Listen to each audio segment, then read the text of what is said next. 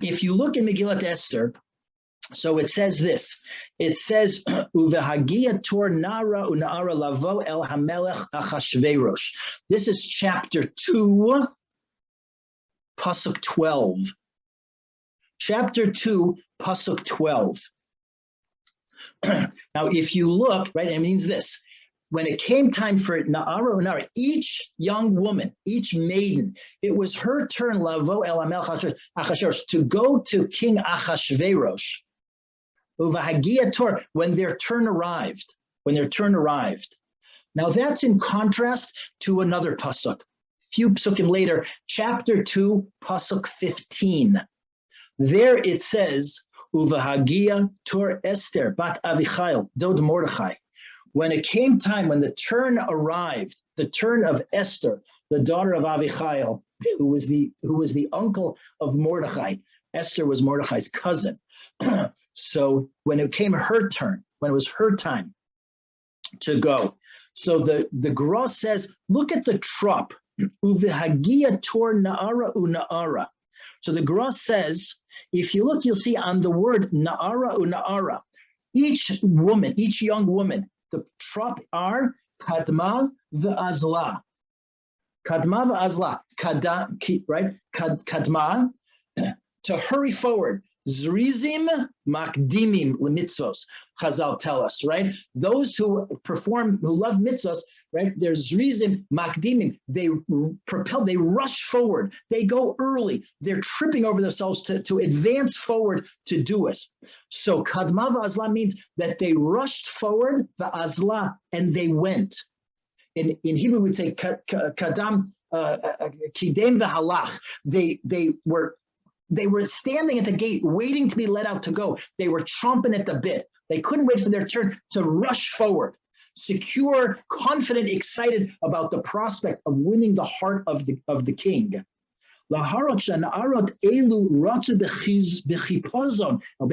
They ran with haste. They were excited. Oh, if they could become the queen.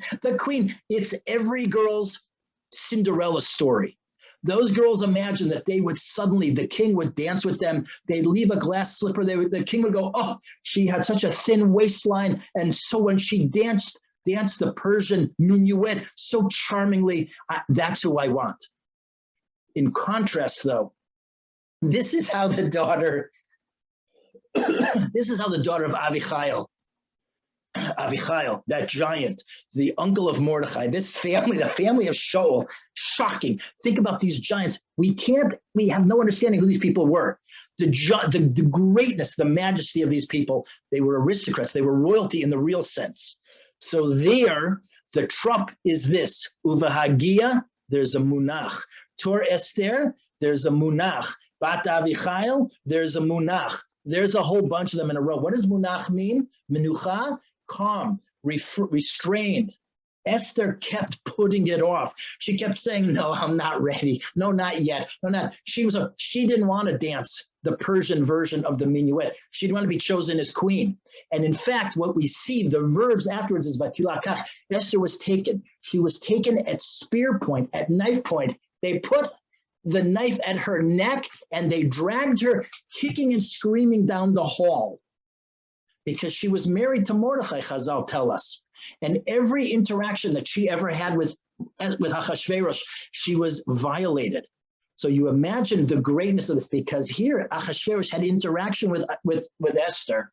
All the other young women showed up. They were all perfumed and they were dressed the best they could. And they put on their best charms. They used all their wiles to try to seduce the king. And here was Esther fighting, kicking, and screaming. As they brought her down the hall, she grabbed on to the doorpost and she would hold on. Her fingers, they were grabbed, and they were dragging her down the hall. They dragged her to Achashverosh's chamber. And yet for all of that, the sheer greatness of who she was, the greatness was overwhelming. You see that, for example, when Dinah was taken, Dinah was violated. And yet the man who violated her, a savage brute, he couldn't help but be charmed by who she was. The sheer kedusha, We're not talking about externalities. We're not talking about people who know how to be charming and who know how to flutter their eyelashes, bat their eyes, and charm someone. It's that these people, even though they're brutes, Ahasuerus was a brute. The method of choosing a queen, he was a savage. He was a savage. And yet for all of that, he was overwhelmed by the greatness of Esther. And the trop communicates all of this to us. I'm just taking a few trop signs. I could take the rest of the psukim. Next week, we're going to begin this chapter. We're going to look at the examples the Gra tells us. He brings a number of them, and he says, you see this? Continue along this way. And we'll see how each of the trop, we'll look at the various trop names, and we'll see how you can string together sentences. So here, just to conclude, just to summarize, right, those other na'ara una'ara, the trop signs that dominate, like I said, there are others. We're just going to highlight a couple. Kadma v'azla. They were rushing, they were tripping over themselves to advance forward, to be makdim, v'azla, and to move forward to get to the king. And Esther kept hanging back, hanging back, reserved, holding back, inertia. She was inert. She didn't propel herself forward. She stayed steady right where she was, unwilling to move forward. And all the things that come from that, you think about the lesson I just told you about how the sheer compelling way she was, that she had the quality that she had, that she still, for all of that, captivated Achashverosh. So a shocking idea, a magnificent idea. We don't refer to Esther, traditionally we refer to her as Esther HaMalka, Esther the queen. That's a mark of shame that she was the queen. When we talk about Esther, she was a tzaddik.